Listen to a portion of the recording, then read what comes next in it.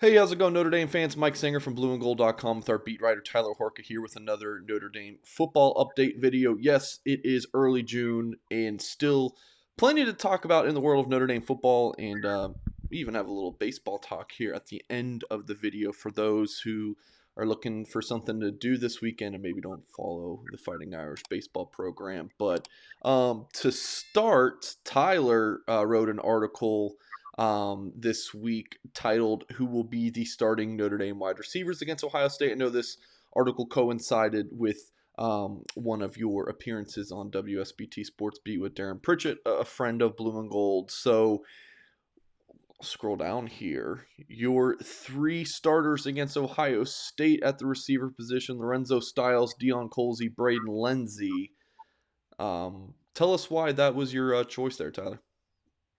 Yeah, if you guys go to blueandgold.com, you'll see why in the article. But basically, those are the three guys that we watched all spring take those starting reps. And if you look at the Notre Dame wide receiving situation, there's really not a whole lot of other guys that you can funnel those starting reps to. So it might as well be the guys in the fall that you had in the spring.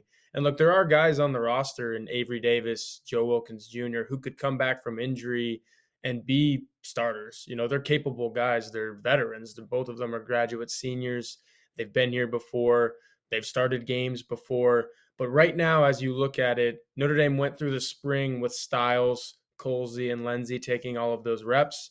They're going to go through summer workouts with those guys taking most of the reps, and I think they're going to go into the fall with those guys at the top of the depth chart. But I will say, guys like Jaden Thomas, maybe he can make a push to start for a Lenzy, maybe even start for a Colsey on the outside. I see him as kind of a hybrid guy. He's not going to burn anybody on the outside per se, but he could beat a guy in one-on-one situation when the ball's up in the air. And then if you put him in Lenzy's case, then I think he's, out of a field receiver, you want a possession guy, a guy who's going to move the chains, sure-handed guy. I think Jaden Thomas can be that too. So there's some pieces there, but based on what we saw in the spring, I wouldn't stray away from any of the three guys that I mentioned. Yeah, when I saw that was your starting three, at first I was like, man, really? And then you think about it, it's like, one, it's against Ohio State, which we're not, and I'm popping up the scholarship chart here on the screen. One, it's against Ohio State, so we're not really sure of the availability of Joe Wilkins and Avery Davis at that point.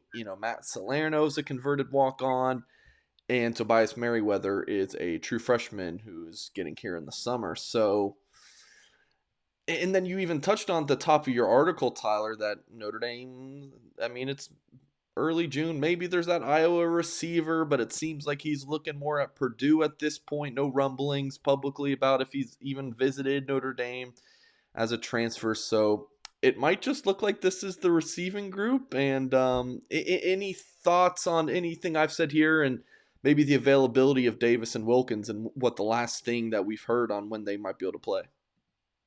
Yeah, to your second point, I was encouraged just by watching Davis on the sidelines or in the pit, I think they call it, the guys who are injured and working out.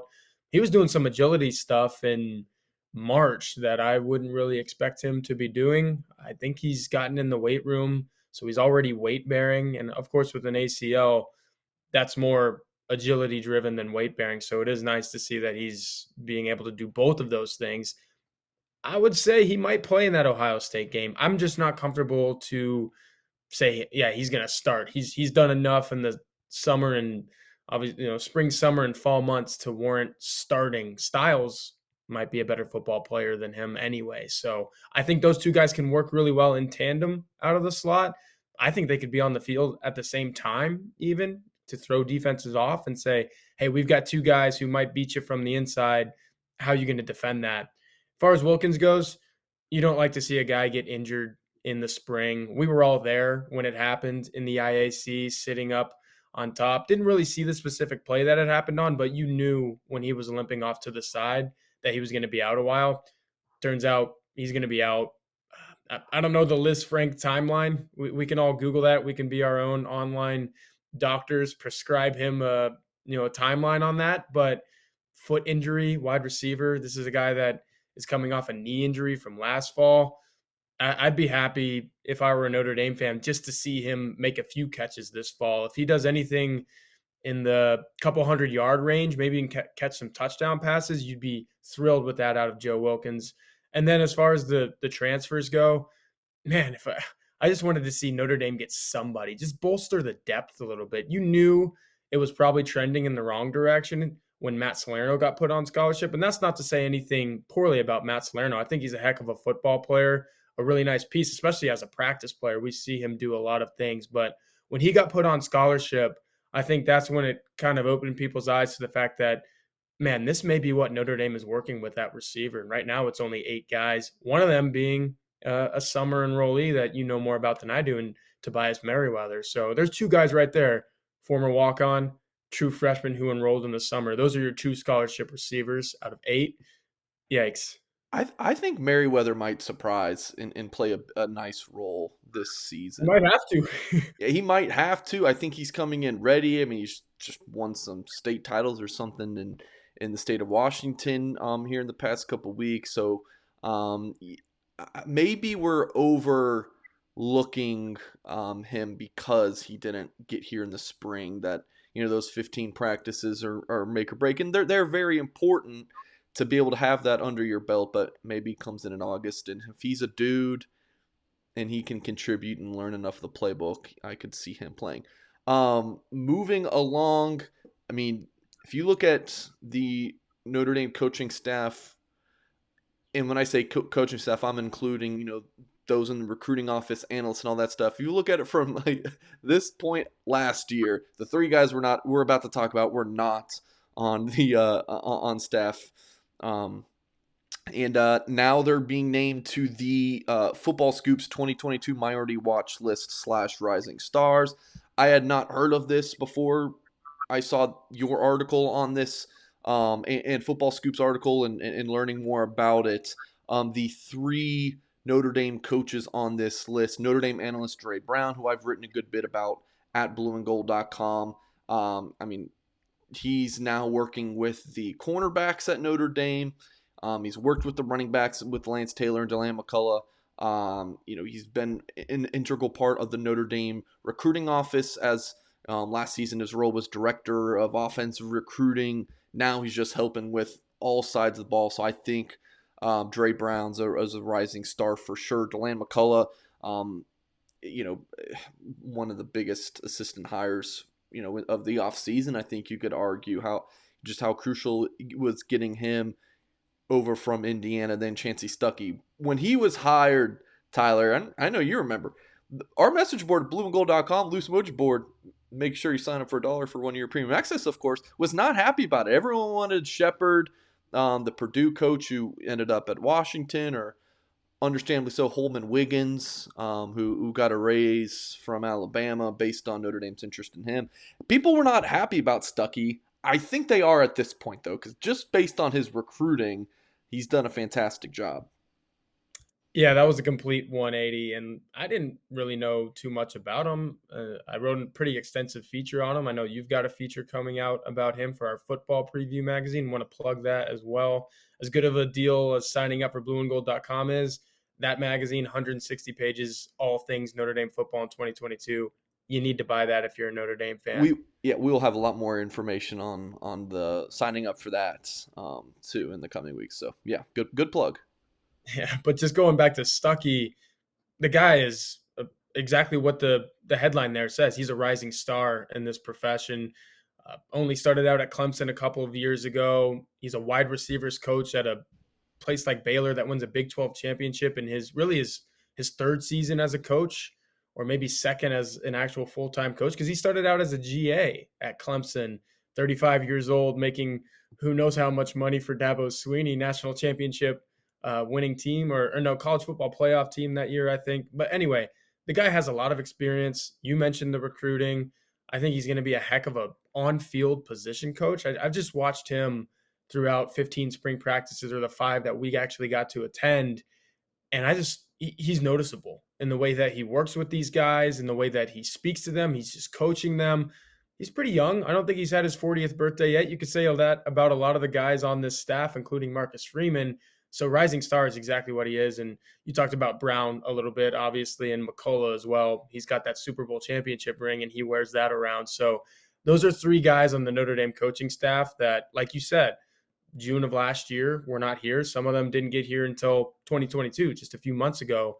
And as for however long Notre Dame has them, Notre Dame's going to be reaping the rewards because I think those guys are really good coaches. Yep, doing great on the recruiting front, which of course I cover, and on the field, Tyler's is written a good bit about them and how you the job they did during spring ball. Okay, like I talked about at the top, how about a little Notre Dame baseball talk? So my thought here was, I'm sure there's tons of Notre Dame football fans out there who don't watch Notre Dame baseball, but this team is in the I don't follow college baseball. That's my personal thing. So I want Tyler, who does cover the beat for us, to explain. Is it called what, college World Series playoffs? Like, I don't even know what it's called. I don't follow baseball. So Tyler, you're talking to a stupid person here who knows nothing about college baseball but wants to follow it. How good is this Notre Dame team? Where are they at with the season? Just give me the lowdown. So obviously, there's a lot of college baseball teams, but more college baseball teams than well, maybe basketball. Basketball is a pretty apt comparison because 64 teams get into the college basketball tournament plus the first four. But really, when the bracket is complete and set, there's 64 teams. There's 64 teams still alive playing for the college baseball national championship as well. But there's three stages that go along with that. This is the first of those stages. You're in your regional weekend. Notre Dame got gypped out of hosting one of those. There's 16 host sites across the country. Notre Dame has been in the top 15 in most national polls all year long. Number 13 in the RPI, which is a metric that helps determine the field of 64. So right there, you're thinking, okay, Notre Dame's done enough to host. They're not. They've got to go on the road to Georgia Southern. So they're one of four teams in that regional, along with Texas Tech, as you see on the screen right there. Texas Tech is a team that's been to the College World Series, I think 3 of the last 5 years or 4 or 5 times since 2014. And they're the 3 seed in this regional with 4 teams. Notre Dame is the 2, Wow. Georgia Southern, the host school, is the number 1. So you're looking at a number 3 seed right there in Texas Tech, number 22 team in the country who has College World Series pedigree, and Notre Dame has to play them on the very first day. Usually you're playing like, it's like the basketball tournament. I'll go back to that analogy. If you've earned a high enough seed, you're going to win that first game rather easily. No, Notre Dame's got to go throw their ace, John Michael Bertrand, who's an All-American, wrote that story for blueandgold.com this week. You got to pitch him in the first game because you're playing a team that, like Texas Tech, who swings the bats very well. If Notre Dame somehow goes on the road and wins this regional, you've got to win 3 games. It's a double elimination regional. Okay. You've got to win 3 games before you lose 2. And there's a chance that you don't even play all 3 teams. If Notre Dame beats Texas Tech, then you're in the driver's seat, obviously, and you'll wait to play somebody who lost, or you'll play the winner of the other game tomorrow. And then at that point, if you win both of those games, somebody's got to beat you twice to knock you out. If you win that, then you're on to a super regional. It does not get any easier for Notre Dame after that. This regional is paired with Tennessee, the top team in the country.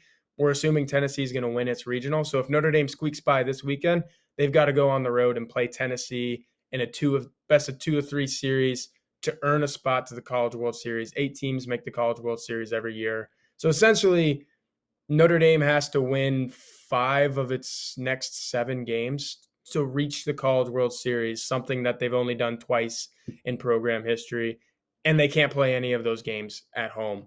It is it's an uphill climb for Notre Dame, to say the least, but Link Jarrett sounds pretty optimistic.